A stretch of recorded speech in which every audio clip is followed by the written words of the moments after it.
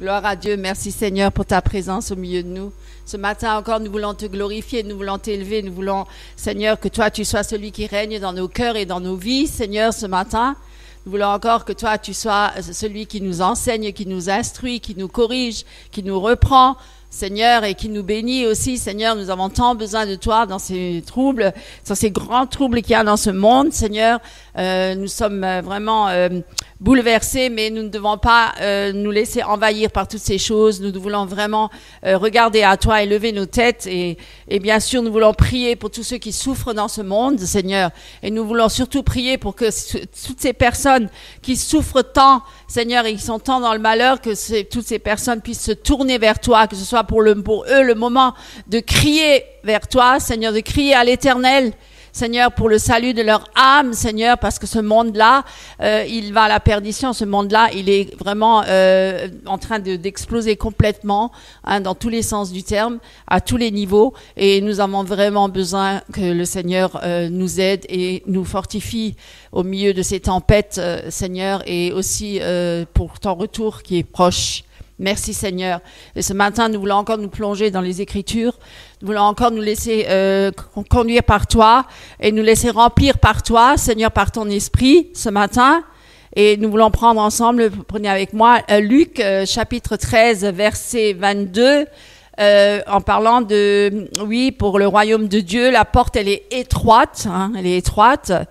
Et là, Luc, enfin c'est Dieu qui parle, hein, qui dit, qui inspire le Luc, donc l'apôtre Luc, et qui dit à quoi comparais-je le royaume de Dieu? Il est semblable à du levain qu'une femme a pris et mis dans 3 mesures de farine pour faire lever toute la pâte. Jésus traversait les villes et les villages, enseignant et faisant route vers Jérusalem. Là, c'était au moment où Jésus était sur la terre, hein. Et quelqu'un lui dit, Seigneur, n'y a-t-il que peu de gens qui soient sauvés? Il leur répondit, efforcez-vous d'entrer par la porte étroite, car je vous le dis, beaucoup chercheront à entrer et ne le pourront pas. Quand le maître de la maison se sera levé et aura fermé la porte et que vous, étant dehors, vous commencerez à frapper à la porte en disant, Seigneur, Seigneur, ouvre-nous. Il vous répondra, je ne sais d'où vous êtes. Alors vous vous mettrez à dire, nous avons mangé et bu devant toi et tu as enseigné dans nos rues. Et il répondra, je vous le dis, je ne sais d'où vous êtes. Retirez-vous de moi, vous tous ouvriers d'iniquité. C'est là qu'il y aura des pleurs et des grincements de dents. Quand vous verrez Abraham, Isaac et Jacob et tous les prophètes dans le royaume de Dieu, et que vous serez jetés dehors, il en viendra de l'Orient et de l'Occident, du Nord et du Midi. Et ils se mettront à table dans le royaume de Dieu. Et voici, il y en a des derniers qui seront les premiers, et des premiers qui seront les derniers. Alléluia, gloire à Dieu. Merci Seigneur. Voyez, la porte, elle est étroite. Et je voulais juste parler par rapport au levain, quand il disait, à quoi comparais-je le royaume de Dieu, hein? Quand il disait, il est semblable à du levain qu'une femme a pris et a mis dans 3 mesures de farine pour lever toute la pâte. Le levain, normalement, on en parle aussi dans l'Ancien Testament. Je ne sais pas si vous avez souvenir par rapport à la fête de la Pâque, où il devait faire des pains sans levain pendant 7 jours. Alors, ce qui veut dire que le levain était considéré comme un symbole d'impureté et de corruption. Voilà, parce que le levain, ça se garde pas longtemps, hein. Et donc, ça représente plus le mal ou l'impureté. Et c'est vrai que le levain, si on le laisse trop longtemps, il fermente, mais il se désintègre et il se corrompt. Voilà pourquoi il ne faut pas trop garder le levain. Et dans le levain, dans le Nouveau Testament, c'est considéré comme les fausses doctrines qui se propagent partout, les mauvais enseignements dans les églises, hein, des pharisiens et sadducéens à l'époque, sous l'Ancienne Alliance, mais ici, nous sommes sous la Nouvelle, et sous la Nouvelle, il y a aussi les nouveaux pharisiens, hein, les pharisiens modernes et les sadducéens modernes, qui viennent avec des fausses doctrines et des faux enseignements, hein, et toutes sortes d'hérésies, hein, pour détourner le peuple de Dieu de la vérité. Et voilà, ça c'est l'œuvre du diable, évidemment, et on voit bien que le levain est partout, et Paul disait que le levain était considéré comme de la malice, hein, et de la méchanceté. Voilà pourquoi nous devons être sans levain. Voilà, vous comprenez. Tandis que l'absence de levain, ça voulait dire que c'était la pureté, la sainteté et la vérité. C'est pourquoi il dit que nombreux sont ceux, dans cette parabole, il révèle vraiment qu'il faut être sans levain, Donc, sans l'orgueil aussi, c'est une forme de levain, parce que le levain, vous savez ce que c'est, ça gonfle, hein. C'est pour que la pâte, elle gonfle, hein. Donc, je gonfle, ça veut dire que je suis remplie de moi-même et remplie de toutes sortes de fausseté, d'impureté et toutes sortes. Et pourquoi Dieu, il veut qu'on soit sans levain. Et il estime donc, et Paul justement fait comprendre qu'il y a beaucoup de levain dans les églises. Voilà, il y a beaucoup de fausses doctrines, il y a beaucoup de faux enseignements, beaucoup d'injustices à l'intérieur même du royaume de Dieu invisible. Et ce levain-là, il va se répandre partout. Le mal se répand partout, même dans l'œuvre de Dieu. Et on le trouve aujourd'hui parmi les humains, avec tous ces idéaux nouveaux, hein, le développement personnel, la pensée positive, etc. Le royaume maintenant et Kingdom Now et régner maintenant, etc. Donc vous voyez que tout ça, ça se répand, et l'exaltation de l'homme, hein, élever l'homme et mettre l'homme en avant, et l'esprit du monde qui rentre dans l'Église, aussi l'immoralité qui est très grande dans l'Église. Il faut quand même le dire, mes amis, ne nous voilons pas la face. Le péché n'est pas que dans le monde, le péché est aussi parmi les chrétiens. C'est ça. Donc vous voyez, on a besoin vraiment de se remettre en question au milieu de l'Église. Pas seulement en dehors, de dire oui, le monde est rempli de péché, oui, le péché il est partout, mais le péché il est aussi dans l'Église. Le péché est parmi les chrétiens, mes amis.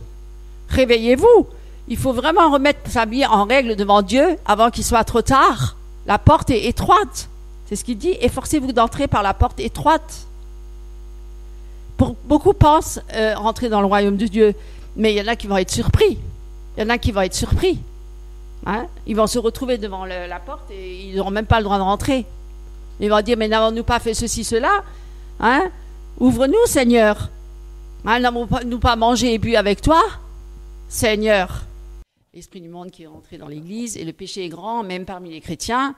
Et beaucoup de chrétiens sont très orgueilleux et ont beaucoup d'ambition, parce que c'est plus l'ambition charnelle, l'ambition terrestre de devenir un grand prédicateur ou de vouloir devenir un grand chantre, etc. Vous voyez bien, on le voit partout sur Internet, on le voit bien. C'est plus l'homme qui est mis en avant que Jésus-Christ. On utilise le nom de Jésus, mais finalement, c'est plutôt l'homme qui veut être mis en avant. Les chorales, hein, les chantres, les grands prédicateurs, etc., qui veulent avoir des grandes églises, des méga-churches, hein, etc., qui veulent être très riches.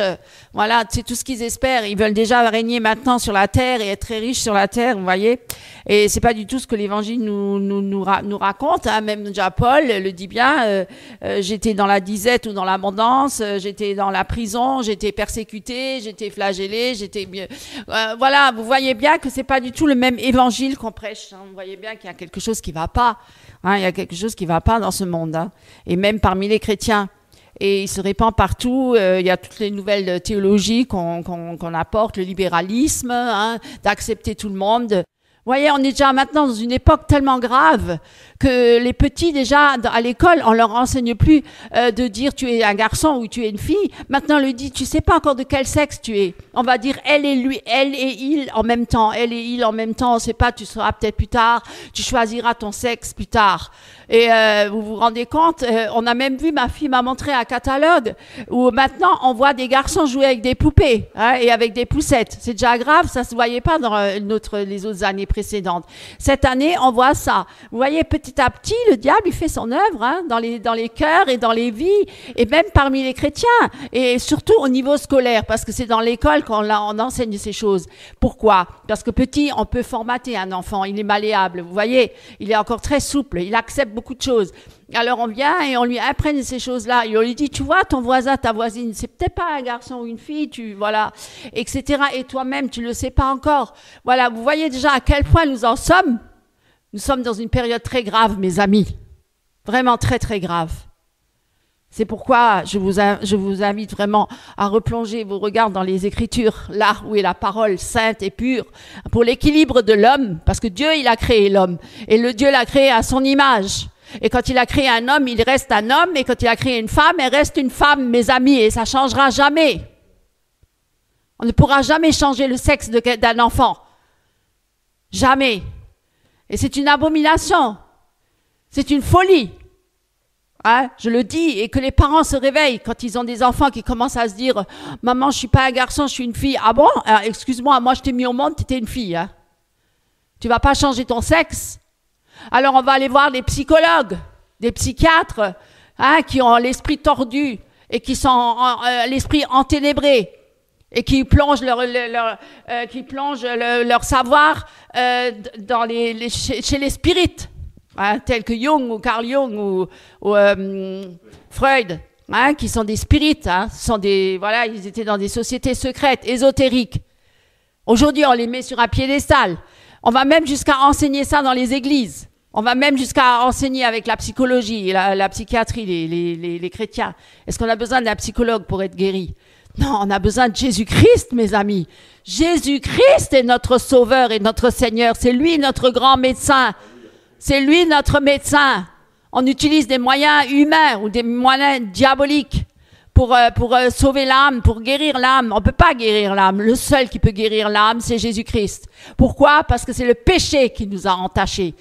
Hein, qui nous a entachés dans notre âme et qui nous a détournés de Dieu et qui a fait de nous. Alléluia, gloire à Dieu. Hein, il nous a complètement perverti le péché. Et il nous a détournés de notre nature originelle. Jusqu'à un point aujourd'hui où les gens ne savent même plus de quel sexe ils sont. Vous vous rendez compte? C'est grave, mes amis. C'est grave. C'est pourquoi je vous dis, on est vraiment à la fin là. Hein. Je ne sais pas ce que le diable a encore inventé. Il y a déjà tellement de mauvaises choses. Les pauvres jeunes, la pauvre jeunesse, je la plains. Je la plains parce qu'il n'y a pas de repères. Quel repère on leur apporte dans les écoles? On leur apporte déjà qu'il faut déjà avoir des relations sexuelles à l'âge de 5 ans avec un pédophile. Vous vous rendez compte? S'il a le consentement de l'enfant avec un adulte, on dit que c'est bien? On dit que l'enfant a déjà une sexualité à l'âge de 5 ans, c'est faux? Vous croyez qu'il s'intéresse au sexe? Non, c'est l'adulte qui vient lui imprégner ça, qui vient le pervertir pour justifier son péché. Repentez-vous, hein. Repentez-vous avant qu'il soit trop tard. Et s'il y en a parmi les chrétiens même, qui cachent leur vie, là, une vie cachée, hein, qui viennent en apparence de brebis, là, trompeuses, et qui par derrière vivent dans le péché, dans les ténèbres, qui violent même leurs propres enfants. Hein? Il y en a eu des chrétiens comme ça. J'en ai été témoin dans les colonies chrétiennes de vacances, où des enfants y témoignaient de ce qu'ils vivaient à la maison. Où leur père, il leur demandait des choses impures à faire. Et pourtant, c'était un homme qui venait à l'église. Vous voyez? On peut cacher sa vie de corruption. Et on peut revêtir une apparence de piété pour tromper les autres, tromper les humains. Mais on ne peut pas tromper Dieu. Jamais. On comparaîtra tous devant Dieu. On sera tous mis à nu. Alors mes amis, je vous encourage ce matin à remettre votre vie entière à Dieu. La porte, elle est étroite. Étroite est le chemin qui mène au royaume de Dieu. Je vous le dis, mettez votre vie en règle devant Dieu. La porte n'est pas encore fermée, il n'est pas trop tard. Même le pire des pires, Dieu lui a pardonné. Même le plus grand des criminels sur la croix, il lui a pardonné. Il méritait la mort et est loin de Dieu, en enfer. Mais comme il a reconnu Jésus-Christ comme son sauveur et Seigneur, il a été pardonné de tous ses péchés. Vous voyez? Les premiers seront les derniers, comme il dit, par rapport à ceux qui pensent être les premiers, qui pensent être les meilleurs dans le royaume de Dieu, qui pensent être les meilleurs dans les églises. Hein, ceux qui disent avoir beaucoup de richesses et d'instruction, qui sont des théologiens, des grands renommés, qui ont des grandes églises. Je ne juge personne. Il y a peut-être des vrais là-dedans, il y a aussi beaucoup de faux. Mais vous voyez, mais ce n'est pas parce qu'on a une petite église qu'on est meilleur. Ça n'a rien à voir. C'est le cœur de l'homme. Qu'il soit riche ou pauvre, hein, ça n'a rien à voir. Ce n'est pas la richesse, ce n'est pas parce qu'on est riche qu'on est perdu. Ce n'est pas parce qu'on est pauvre qu'on est sauvé. Ça n'a rien à voir. C'est le cœur. C'est le cœur. Dieu regarde au cœur. Il regarde à celui qui est réellement consacré à Dieu. C'est ça qu'il regarde. Mais ces gens-là, ils pensent que parce qu'ils ont des talents et qu'ils ont beaucoup de richesses et qu'ils sont aisés dans l'église, qu'ils vont forcément être agréés par Dieu. Mais non, c'est peut-être le culte de leur personnalité qu'ils font. C'est le culte du moi. C'est l'homme qu'on met en avant. Mais peut-être justement ceux qui pensent être les premiers seront les derniers, vous voyez? Hein? Voilà, parce que nous, on regarde à l'homme, on regarde aux apparences. On regarde à nous, la valeur des choses, c'est par rapport à l'apparence. Mais Dieu ne regarde pas à ça. Pour lui, la valeur des choses, c'est plutôt de regarder à ce qui est invisible, ce que l'homme ne peut pas voir avec ses yeux de chair, mais qu'on peut voir avec l'esprit. Et Dieu regarde avec l'esprit. Et il voit très bien, il sonde les cœurs, et il voit très bien celui qui lui appartient et celui qui ne lui appartient pas. Dieu connaît toutes choses. Dieu voit tout. Dieu sait tout. On ne peut pas se dérober devant Dieu. Mes amis, c'est pourquoi je vous invite vraiment à vous prosterner devant le Seigneur, à vous humilier devant lui. Parce qu'il y a un Dieu d'amour et de miséricorde. Oh oui, il est toujours prêt à pardonner à celui qui vient à lui avec un cœur repentant. Il ne rejette personne. Qu'on vienne avec des haillons ou avec des vêtements riches, c'est pas ça qu'il regarde. Ce qu'il regarde, c'est le cœur. Celui qui vient avec un cœur contrit et humilié et qui se rabaisse devant Dieu, qui vient avec une vraie repentance. Parce que de dire la porte elle est étroite, c'est justement ça. Beaucoup voudront rentrer dans cette porte-là, mais n'y arriveront pas. Ceux qui sont vraiment venus avec une vraie repentance, et qui se sont détournés de leur mauvaise voie, et qui sont prêts à suivre le Seigneur, et à écouter sous sa voix, et à obéir, et qui marchent avec la ferveur et avec la persévérance jusqu'au bout, avec lui, peu importe les circonstances, et parfois difficiles. On peut le voir autour de nous dans le monde. Il y a des chrétiens qui sont persécutés. Nous pouvons encore nous estimer heureux aujourd'hui que nous ne sommes pas. Mais nous ne savons pas ce que demain nous serons. Ce que nous vivrons demain, nous ne le saurons pas encore. Dieu seul le sait. Dieu connaît déjà notre avenir. Mais je vous prie vraiment ce matin, fortifiez-vous en Christ. Fortifiez-vous en Christ. Attachez-vous fermement à Christ. Il n'y a pas d'autre chemin. Il n'y a rien d'autre qui pourra vous sauver. Amen. Amen. Gloire à Dieu. Bonjour mes frères et sœurs en Christ. Ce matin, j'aimerais bien vous lire dans le livre des Proverbes, chapitre 20, jusqu'au vers du 1 au 15. Le vin est moqueur, les boissons fortes sont tumultueuses. Quiconque en fait excès n'est pas sage. La terreur qu'inspire le roi est comme le rugissement d'un lion. Celui qui l'irrite pêche contre lui-même. C'est une gloire pour l'homme de s'abstenir des querelles. Mais tout insensé se livre à l'emportement. À cause du froid, le paresseux ne laboure pas. À la moisson, il voudrait récolter, mais il n'y a rien. Les desseins dans le cœur de l'homme sont des eaux profondes, mais l'homme intelligent sait y puiser. Beaucoup de gens proclament leur bonté, mais un homme fidèle qui le trouvera. Le juste marche dans son intégrité. Heureux ses enfants. Après lui, le roi, assis sur le trône de la justice, dissipe tout mal par son regard. Qui dira « J'ai purifié mon cœur ». Je suis net de mon péché. Deux sortes de poids, deux sortes d'effats, sont l'un et l'autre en abomination à l'Éternel. L'enfant laisse déjà voir par ses actions si sa conduite sera pure et droite. L'oreille qui entend et l'œil qui voit, c'est l'Éternel qui les a faits l'un et l'autre. N'aime pas le sommeil de peur que tu ne deviennes pauvre. Ouvre les yeux, tu seras rassasié de pain. Mauvais, mauvais, dit l'acheteur. Et en s'en allant, il se félicite. Il y a de l'or et beaucoup de perles. Les lèvres savantes sont un objet précieux. Amen. Soyez richement bénis et passez un bon dimanche avec le Seigneur. Amen. Oui, alors bonjour chers frères et sœurs en Christ, chers amis, chers invités, chers internautes. Ce matin, nous sommes encore et toujours réunis pour la même cause, à savoir pour être instruits, pour être remplis de Christ en nous, de nous conduire dans toute la vérité. Et ce matin, j'ai intitulé la prédication « La puissance de la croix ». Alors, quelqu'un pourrait-il peut-être me dire les dernières paroles que Christ avait prononcées juste avant de rendre l'Esprit? Quelqu'un pourrait me le dire? Tout est accompli. La dernière de oui, tout est accompli. Sur la croix, tout est accompli. Cela prouve que c'est une œuvre parfaite, parce que Jésus-Christ est parfait. Jésus-Christ, c'est le Fils de Dieu, et il est Dieu dans sa nature divine.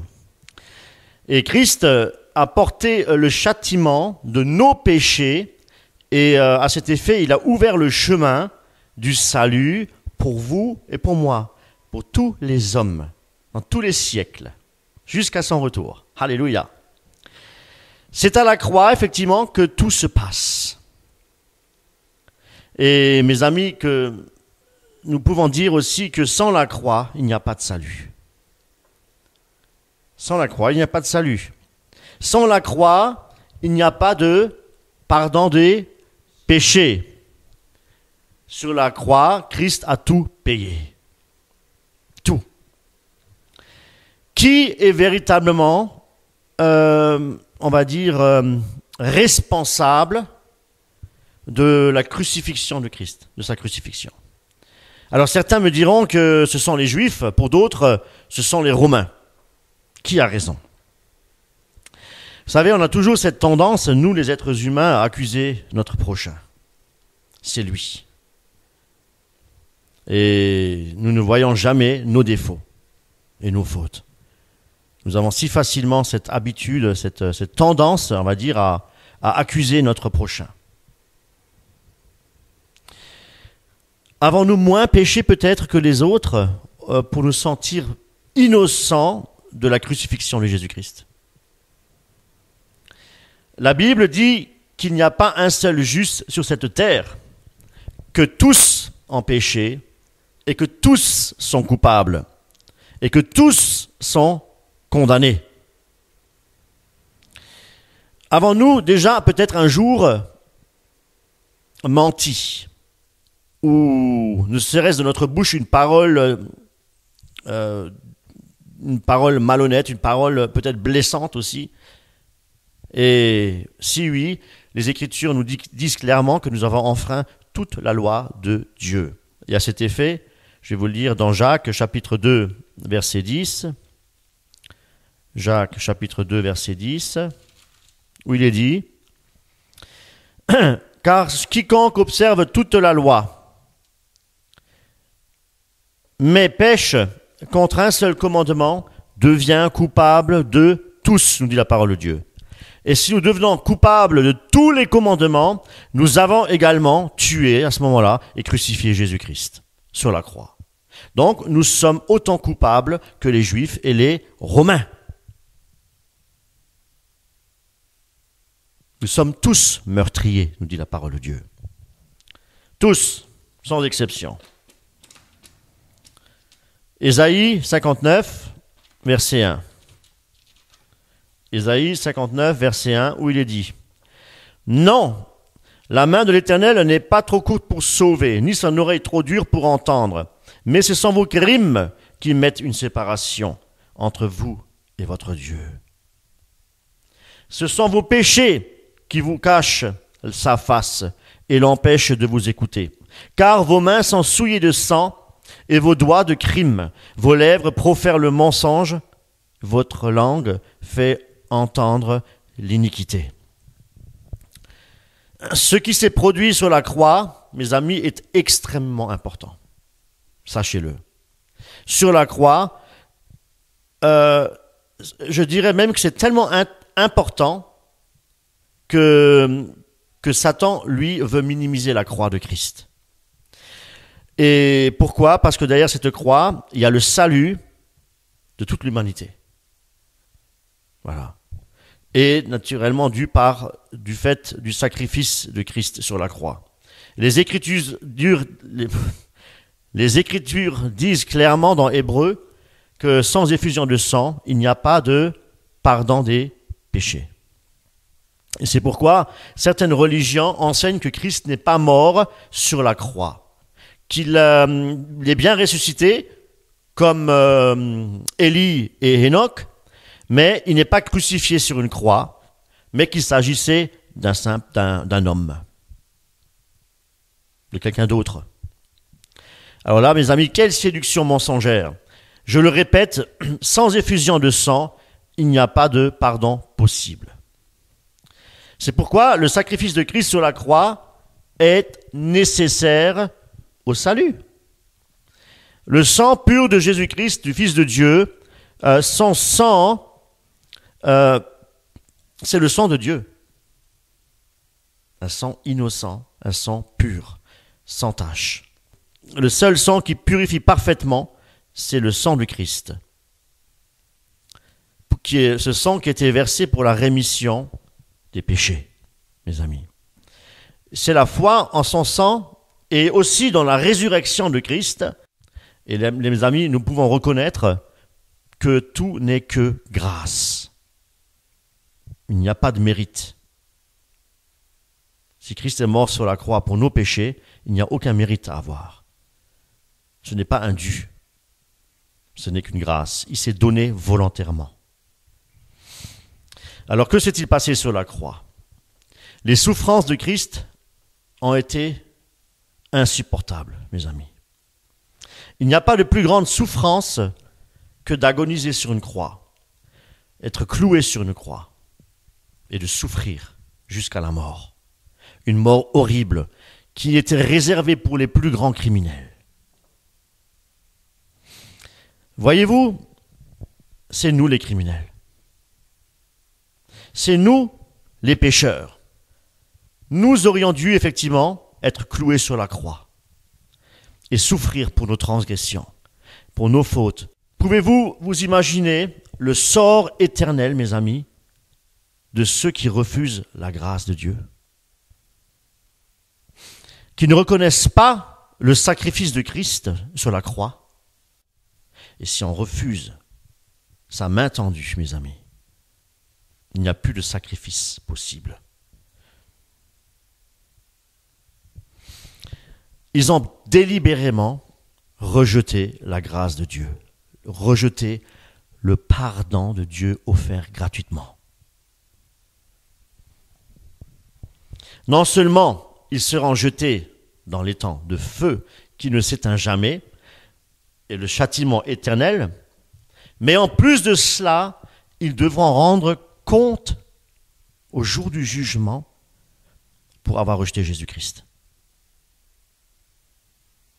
On leur a tendu la main. Ils ont entendu l'évangile. Mais ils n'ont pas accepté l'évangile du Christ. Ils n'ont pas accepté la vérité. Et à cet effet, effectivement, ils devront eux-mêmes, personnellement, payer le prix de leur péché. Un prix condamnable. Et pour nous qui sommes sauvés, qui avons accepté le sang de l'agneau, qui avons accepté le sacrifice de Christ à cause de nous-mêmes, parce que nous sommes condamnés à cause de nos péchés, eh bien, nous avons accepté que Jésus-Christ puisse lui-même prendre notre condamnation à notre place. Il s'est substitué à notre place. Eh bien, nous avons une grâce particulière de la part de notre Seigneur. Et cette grâce, c'est la vie éternelle. C'est pourquoi il dit dans la parole de Dieu, nous ne sommes plus condamnés, mais nous sommes sauvés par grâce, mes amis. Jean 3,16 « Car Dieu a tant aimé le monde qu'il a donné son Fils unique afin que quiconque croit en lui ne périsse point, mais qu'il ait la vie éternelle. » Nous pouvons constater que Dieu n'a pas envoyé son Fils Jésus-Christ pour juger le monde. Non, il a envoyé son Fils Jésus-Christ pour sauver le monde. Et nous savons également que tous ne viendront pas à Christ, malheureusement. N'oublions pas que c'est Dieu lui-même qui attire les hommes à lui. L'homme, par ses propres facultés, ses propres l'homme par son propre désir. Déjà, l'homme ne désire pas s'approcher de Dieu parce qu'il y a inimitié entre la chair et l'esprit. Dieu est esprit et nous sommes des hommes charnels, vendus au péché. Donc l'homme, si Dieu n'attire pas l'homme à lui, l'homme par sa propre volonté ne pourra jamais s'approcher de Dieu. Parce que Dieu dit, il donne à l'homme le vouloir et le faire. Comprenez bien cela. Quel amour, mes amis! Dieu est grand, Dieu est omnipotent, Dieu est omniscient, Dieu est puissant, tout puissant. Et à lui seul soit la gloire pour l'éternité. Peut-il y avoir un plus grand amour, mes amis, que de donner sa vie en rançon pour toute l'humanité? Peut-il y avoir un plus grand amour que cela? Pourquoi Christ sur la croix a lancé ce cri, « Mon Dieu, pourquoi m'as-tu abandonné ?» Posons-nous la question, est-ce que Dieu l'a-t-il réellement abandonné? À cause de nous, qui sommes des pécheurs, il a pris sur lui les péchés de tous les hommes qui nous séparent de Dieu. Tous nos péchés nous séparent de Dieu. Dieu n'a jamais abandonné son Fils Jésus-Christ. C'est que Dieu, qui est 3 fois saint, au moment où Christ a bu la coupe amère, la colère de Dieu s'est manifestée. Et Jésus-Christ s'est volontairement offert en sacrifice pour nous affranchir du péché, mes amis. Il a pris notre condamnation, il s'est substitué à notre place.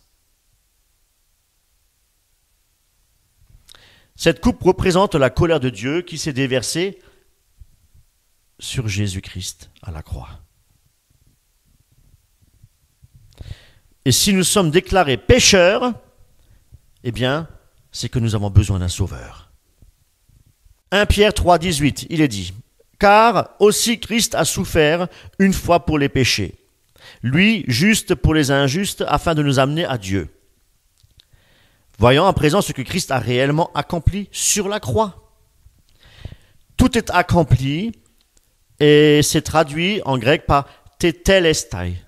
Tetelestai, c'est un mot qui signifie la perfection, ce qui est parfait, quelque chose qui ne doit pas être altéré, qui ne doit pas être modifié, quelque chose qui ne doit pas être changé. Tetelestai, en grec. Mes frères et sœurs, si tout est accompli, tetelestai, eh bien, pouvons-nous aussi encore apporter une œuvre quelconque au sacrifice de Jésus-Christ pour obtenir le pardon des péchés? Non, mes amis. Tetelestai, tout est accompli. Aucune œuvre que nous puissions faire, la meilleure œuvre que nous puissions faire, ne peut ajouter quoi que ce soit pour obtenir le pardon des péchés. Christ a tout payé sur la croix. Lorsqu'on dit que les œuvres que nous réalisons ne sauvent pas, cela veut dire simplement que nos œuvres, aussi bonnes qu'elles soient, elles ne modifient en rien le sacrifice de Jésus-Christ. Vous comprenez? C'est fait, c'est accompli. Il n'y a plus rien à ajouter, plus rien à retrancher. Jésus-Christ a payé toutes nos transgressions. Nous sommes affranchis du péché et de la condamnation et de la séparation avec Dieu. Et son œuvre accomplie, elle est parfaite et je dirais qu'elle est même indiscutable. Fini. Tetelestai. Devoir avancer qu'il faille encore faire des œuvres pour être sauvé, c'est manquer de foi dans l'œuvre de Christ. C'est quelque part affirmer que le sang de Christ n'est pas totalement suffisant pour nous pardonner tous nos péchés. À savoir que nous avons déjà commis et aussi ceux qui viendront encore après notre conversion. Parce que je suis persuadé que depuis que vous êtes convertis à Christ, vous avez encore péché. Car la Bible nous dit que nous sommes tous des pécheurs. Nous sommes toujours de cette nature charnelle. Mais croire que nous sommes capables par nos propres efforts de mériter le ciel, c'est un péché. C'est un péché grave. C'est minimiser la puissance justement de la croix et sous-estimer la puissance aussi de sa résurrection en Jésus-Christ. Pour mieux comprendre, c'est le sacrifice de Christ, son sang versé, et puis sa résurrection aussi qui nous sauve de la condamnation éternelle.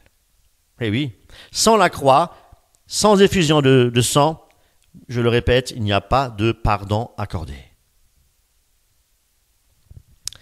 C'est parce que nous avons accepté Jésus-Christ et reconnu son sacrifice pleinement valable, eh bien, que nous nous efforçons effectivement de marcher d'une manière digne, de persévérer sur le chemin étroit. Parce que nous n'oublions pas, nous devons persévérer. Il y a cette notion de persévérance parce que nous avons un ennemi acharné, un ennemi qui veut nous déstabiliser, un ennemi qui veut nous tirer vers le bas. Et mes amis, c'est pourquoi, selon Éphésiens, nous sommes sauvés uniquement que par grâce. Que par grâce, mes amis. Et vous savez ce que c'est? La grâce, c'est une faveur imméritée. C'est un cadeau. C'est un cadeau. Et c'est parce que nous sommes sauvés par la foi que nous pratiquons les œuvres bonnes que Dieu a préparées d'avance. Et celui qui ne persévère pas jusqu'au bout, qui n'obéit plus au commandement du Seigneur et qui retourne définitivement dans le monde, et cela prouve qu'il ne s'est pas réellement converti. Il a peut-être accepté Jésus-Christ, il a peut-être vécu peut-être une expérience émotive, mais ce n'est pas une vraie repentance de cœur. Celui qui est né de nouveau, il se sépare du péché. Le péché, nous dit la parole de Dieu, qui nous enveloppe si facilement. C'est vrai. C'est vrai. Eh bien, si nous sommes sauvés, nous travaillons en notre salut. Et cela, c'est possible, non pas par notre propre force, mais avec l'aide du Saint-Esprit. C'est pourquoi que Dieu nous a envoyé son Esprit et marcher avec le Saint-Esprit. Pourquoi? Pour produire du fruit. Pour produire du fruit. Et la parole nous dit aussi que Dieu n'abandonne pas ses enfants obéissants. C'est pourquoi il faut premièrement passer par une réelle repentance de cœur. Cela est possible, je dis bien de cœur, parce que c'est du cœur que viennent les mauvaises pensées, c'est du cœur que... Voilà. Donc, le cœur doit être transformé, changé. Et donc, nous devons nous repentir avec une repentance de cœur, et non pas avec une repentance qui s'arrête au niveau du cerveau. Cela est possible si nous considérons la croix, si nous considérons la puissance de la croix qui nous libère de tout cela, et puis qui nous sauve. Mes frères et mes sœurs, sur la croix de Jésus-Christ, eh bien, il a aussi porté nos péchés, et il s'est fait pécher pour nous. 2 Corinthiens 5, 21. Celui qui n'a pas connu le péché, il a fait devenir péché pour nous, afin que nous devenions en lui justice de Dieu. Attention, frères et sœurs en Christ, ce verset n'est pas en train de dire que Jésus-Christ sur la croix est devenu un pécheur. Et malheureusement, certaines doctrines hérétiques, certains prédicateurs l'enseignent. Ce verset veut tout simplement dire que Jésus-Christ s'est donné gratuitement en sacrifice pour le péché, pour que nous devenions en Christ justice de Dieu. Vous voyez la différence? Certains prédicateurs disent que Dieu a déversé nos péchés sur Jésus-Christ. Et de ce fait qu'il est devenu, Jésus-Christ lui-même est devenu pécheur. Waouh! Et le comble dans cette histoire, ils enseignent aussi que pour que tous les péchés soient expiés, Jésus-Christ a dû descendre en enfer et souffrir. Et ensuite naître de nouveau en enfer. Qu'il était obligé de passer par la nouvelle naissance pour nous sauver entièrement. C'est choquant, hein? C'est aberrant, hein? comme doctrine. C'est même, je dirais, un blasphème. Une doctrine hérétique qui est enseignée par plusieurs. Je donne quelques noms. On va commencer par Kenneth Hagin, Kenneth Copeland, Joyce Meyer, Benny Hinn et Joel Austin, qui embrassent aussi quelque part cette doctrine, en plus de la doctrine de la prospérité matérialiste, financière. D'abord, spirituelle après. Frères et sœurs, ne lisez jamais ces livres pollués parce qu'ils contiennent un réel poison mortel pour vos âmes. Et si vous en avez, brûlez-les. Brûlez ces livres. Mes amis, Christ n'a jamais cessé de rester Christ. Il est toujours Christ, il est notre Dieu. Il est l'agneau de Dieu qui ôte les péchés du monde. Un agneau immolé, sans tache, qui lui aussi a ressenti les douleurs dans son corps. Il était quand même aussi homme sur la croix. Il a senti ces douleurs. Il connaît la souffrance. Il connaît le rejet. Mais dans tout cela, il n'a jamais péché. Imaginez-vous voir une seule fois Christ pécher. Si Christ avait une seule fois péché dans sa vie, est-ce qu'il aurait pu nous pardonner tous nos péchés? Est-ce qu'il y aurait eu la victoire sur la croix? Non. Non.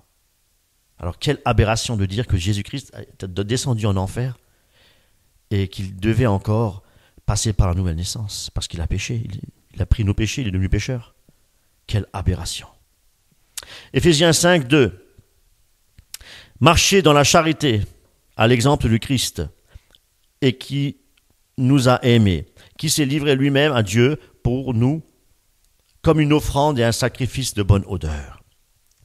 Frères et sœurs en Christ, sur la croix, Jésus-Christ, donc le Fils de Dieu, qu'est-ce qu'il a fait? Il a aussi désarmé Satan. Il a désarmé. Savez-vous que pécher, mes amis, c'est glorifier Satan? Pécher, c'est glorifier le diable. Pourquoi? Parce que pécher, c'est désobéir à Dieu. Et si nous désobéissons à Dieu, nous obéissons au diable. Donc, celui qui pêche est du diable. Désobéir au commandement du Seigneur, c'est vraiment donner la gloire à Satan. Certes, Satan continue à œuvrer, mais la Bible dit clairement, de par l'acte, l'œuvre de Christ sur la croix, il est désarmé. C'est-à-dire qu'il est soumis à l'autorité de Jésus-Christ. Il ne fait rien sans l'accord de Christ. Rien. La croix n'a jamais été un échec, comme l'affirme le pape François. Mais la croix, c'est la manifestation de la puissance de Dieu, c'est la victoire. La victoire sur la croix, et non pas la défaite. Le triomphe sur le péché et sur la mort. Voilà la définition de la croix. La victoire, le triomphe sur le péché, sur la mort et la condamnation. Christ sur la croix a dépouillé, c'est-à-dire a désarmé toutes les dominations, toutes les autorités. Et qu'est-ce qu'il a fait? Il les a livrées publiquement en spectacle. De quelle manière? En triomphant d'elle par la croix. Alléluia. Voilà le véritable sens de la croix. Et je dis bien scripturairement parlant. Toute autre interprétation est inspirée par l'esprit de l'Antéchrist. À la croix, nous sommes libérés de la culpabilité du péché, mes amis, et nous sommes libérés de la transgression de la loi.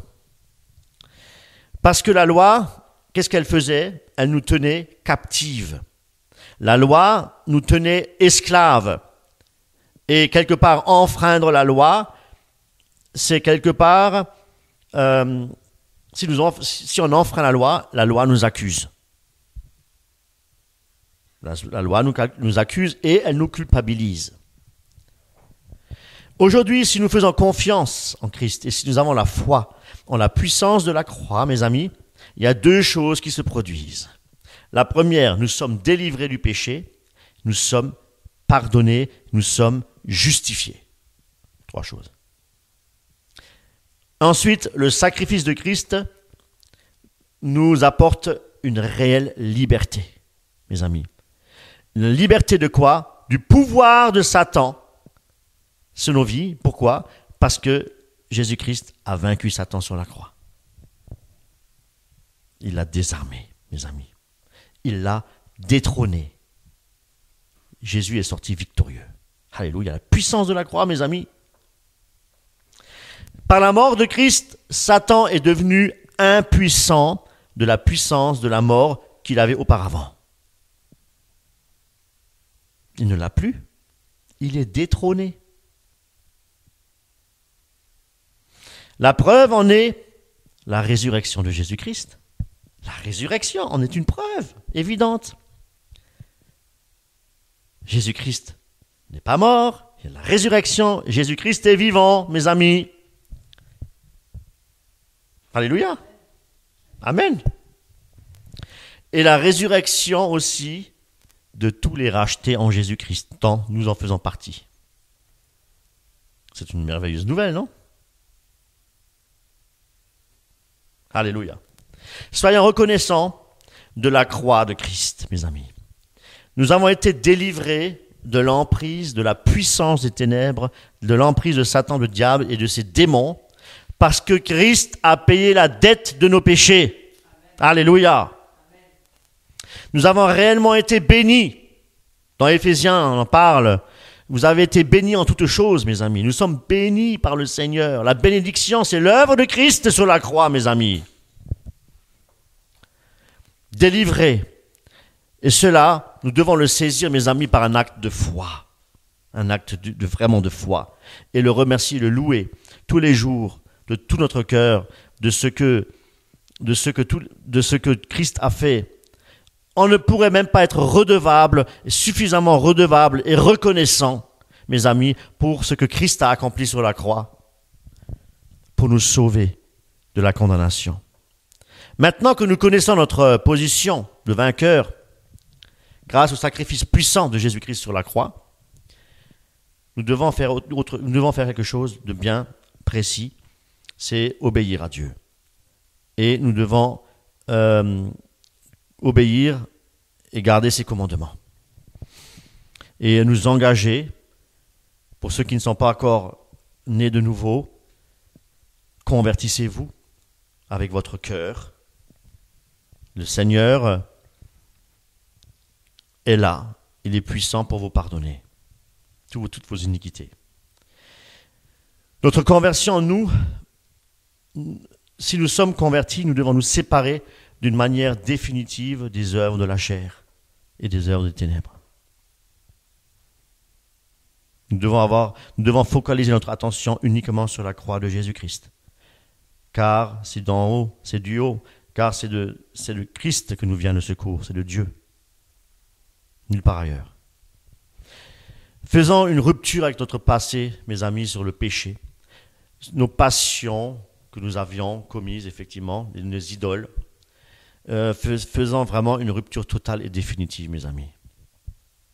Comprenez bien que c'est alors seulement que les forces des ténèbres deviennent impuissantes dans votre vie et perdent toute la domination aussi sur le chrétien. Tant que vous avez une porte ouverte, tant qu'il y a une brèche ouverte, Satan s'infiltre sournoisement pour vous déstabiliser, pour vous faire chuter. Il excelle dans cette matière-là. Il aime faire chuter. Alors fermez toutes les portes. Fermons toutes les portes. Aucune brèche ouverte, mes amis. Si nous veillons et si nous prions régulièrement, nous pouvons être certains de bénéficier de cette victoire de Jésus-Christ sur la croix, la puissance de l'ennemi, même sur les maladies physiques, mes amis, selon la volonté de Dieu. Alléluia. Mes amis, tout est accompli. Tetelestai, ne changeons jamais le message salutaire de Jésus-Christ sur la croix. Tout doit être centré, christocentrique, concentré sur l'œuvre de la croix. Tout notre vie entière doit dépendre de la croix, de l'œuvre de Christ sur la croix. Il n'y a jamais eu et il n'y aura plus jamais un autre message que celui qui est prêché, c'est-à-dire l'œuvre de la croix. Je terminerai avec un verset des Écritures 1 Corinthiens, chapitre 2, verset 1. Pour moi, frères, lorsque je suis allé chez vous, ce n'est pas avec une supériorité de langage ou de sagesse que je suis allé vous annoncer le témoignage de Christ, de Dieu, car je n'ai eu la pensée de savoir parmi vous autre chose que Jésus-Christ, et Jésus-Christ crucifié. Mes amis, soyons animés de la même pensée que Paul, allons et annonçons Jésus-Christ crucifié. Amen. Soyez richement bénis.